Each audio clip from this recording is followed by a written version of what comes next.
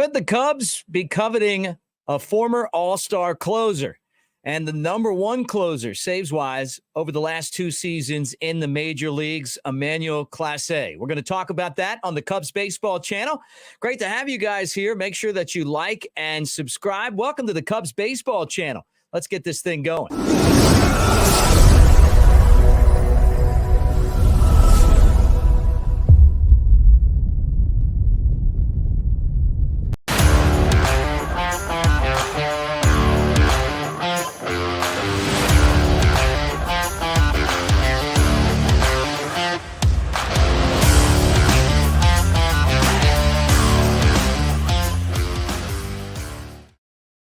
Say everybody, I'm Mick Gillispie. Welcome to the Cubs Baseball channel. I'm at Broadcaster Mick on the Twitters and socials and X and all of those. So, man, if you're out there, make sure that you find me and would love to hear from you. Also, love the comment section. You guys commenting, give me your opinion, talk. Such a good time following the Cubs during hot stove season. All right, let's talk about the rumors that are out there right now that the Cubs and the Cleveland Guardians could be possibly talking about a trade for an all-star closer. And here he is right here, a two-time all-star and a guy who has an extensive track record of success in the big leagues, Emmanuel Clase. 86 saves the last 2 years for the 25-year-old.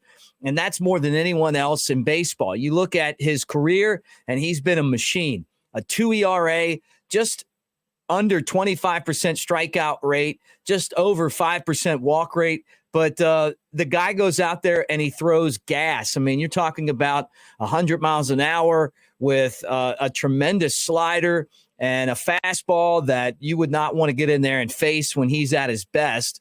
At the same time, someone that the Cubs could really use. They don't have, they really haven't helped the bullpen out too much this offseason. So this could be the guy that does it. His fastball, really a cutter, 100 miles an hour, but he's known for that and just a tremendous wipeout slider. I mean, one that when he's on, he's tough to hit. Now, there are some things about the two-time All-Star that I want to tell you.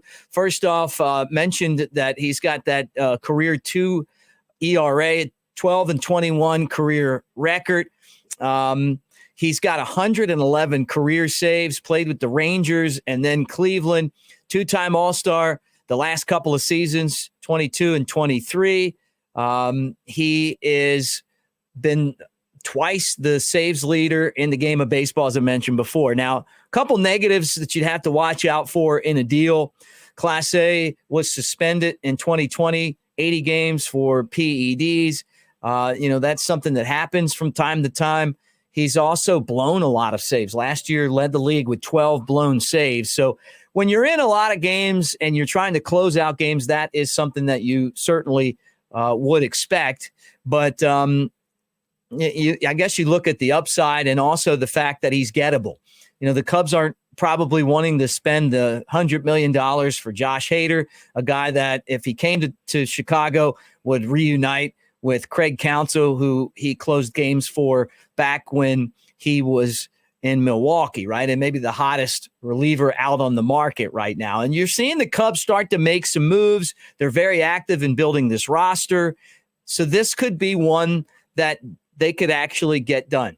Cleveland obviously dealing with issues in their TV deal. They've got a downsized payroll. They want to get younger. The Cubs have the second best farm system, according to a lot of the publications. And I'm telling you, they've got a lot of really good young players. So maybe for Clase, you go out and you make a deal for the closer from Cleveland. Plus, don't forget, Carter Hawkins came from Cleveland. He's got relationships there. Makes it easier when you're trying to put a deal together to have a manager or a front office guy or sometimes even players that have been with another organization. Mostly, though, when you got a guy that's in your front office that came from another front office, it makes it easier to get deals done. And I always go back to Jed Hoyer making the deal for Anthony Rizzo with the Padres. Well, remember, he had just come from San Diego when he got to Chicago. So same type of deal here. And, this was definitely interesting to say the least. Now, some of the guys that cover the Cubs on a daily basis, including Bruce Levine mentioned that on the score, which I really believe that gives you some, there's definitely something behind it. There's also been rumors that the Cubs were interested in Shane Bieber. Our friend Patrick Mooney mentioned that at The Athletic. Jeff Passan has, kind of brought that up as well in different conversations. So I feel like there's been a lot of smoke when it comes to the Cubs and the Guardians putting a trade together. And it might not be for Bieber, but it could be for Clase. And you put him in the bullpen, obviously Alzolay, the guys that you have coming back. I feel like this would be a really good move for the Cubs. But again, what is the cost for a deal like that? And we just saw the Cubs pull off the trade last week with the Dodgers. So it shows you that they're willing to give up some prospects, including Jackson Ferris, who was one of their top pitching prospects, to get Michael Busch and try to help the team win there as well. So we'll keep an eye on this. Also, I wanted to, again, thank all of you guys for getting in the comments section. Let me know what you think. Would this be a good deal for the Cubs? His production and his earned run average was a little bit higher this past year than it has been in years past.